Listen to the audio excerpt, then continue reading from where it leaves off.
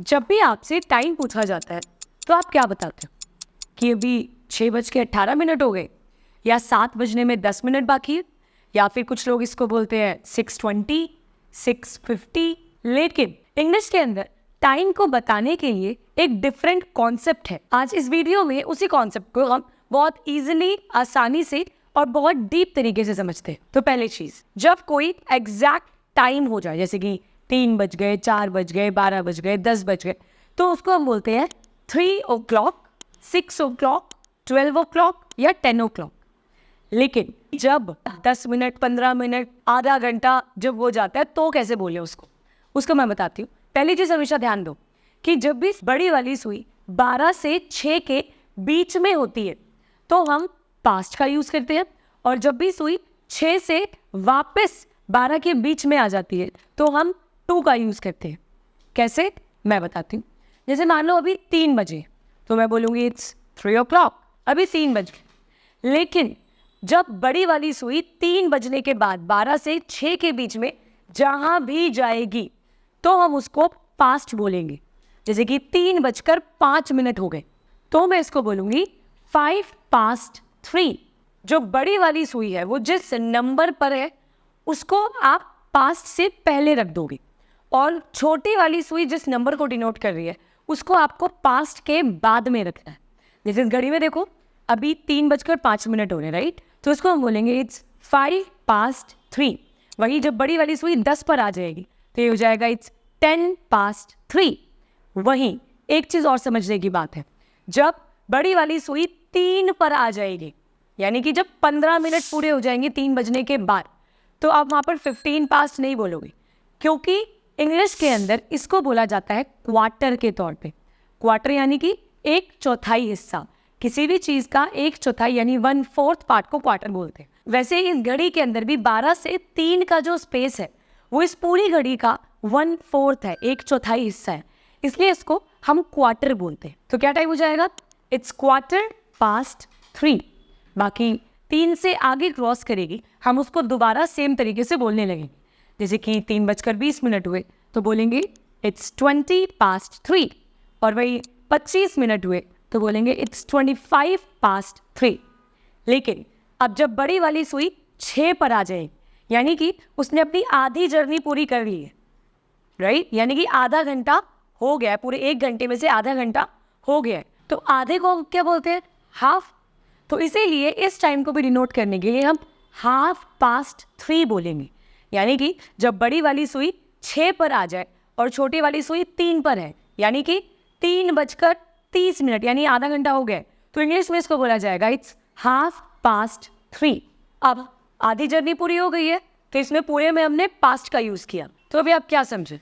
जब बड़ी वाली सुई 12 से 6 के बीच में है तो आपको पास्ट का यूज करना है, लेकिन जैसे ही बड़ी वाली सुई 6 को क्रॉस कर जाएगी तो आपको टू का यूज करना है। ऐसा इसलिए क्योंकि जब बड़ी वाली सुई 12 से 6 के बीच में होती है तो हम ये बताते हैं कि कितना मिनट गुजर चुका है, लेकिन जब बड़ी वाली सुई 6 को क्रॉस करके आगे जाती तो हम ये नहीं बताते कि कितना मिनट गुजर चुका है 3 बजने के बाद, हम ये बताते हैं कि अब अगले 4 बजने में कितने मिनट बाकी हैं।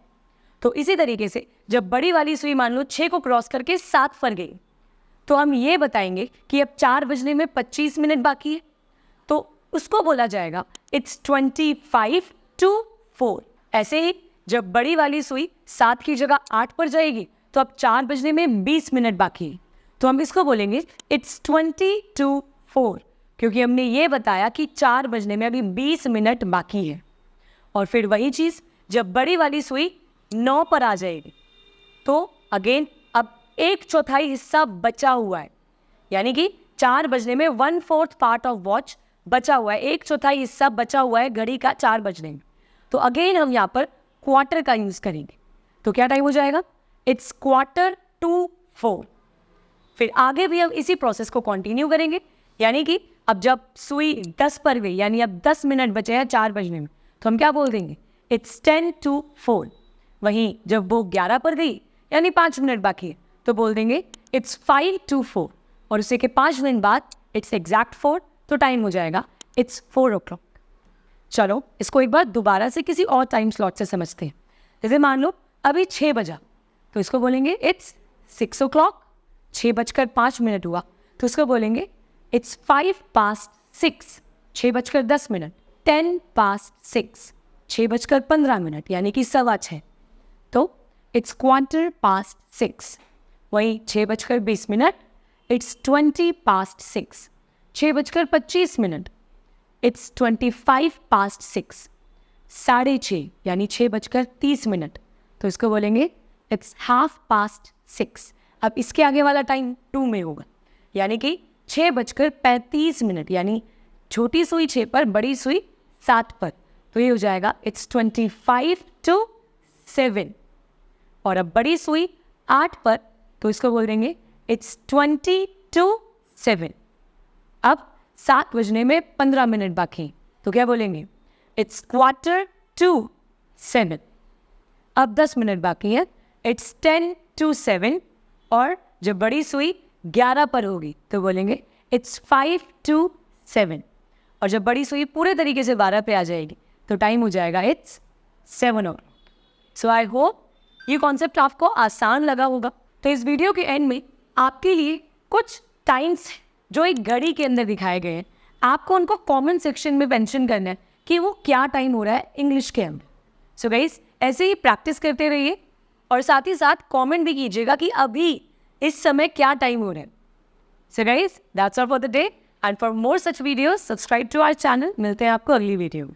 Bye bye.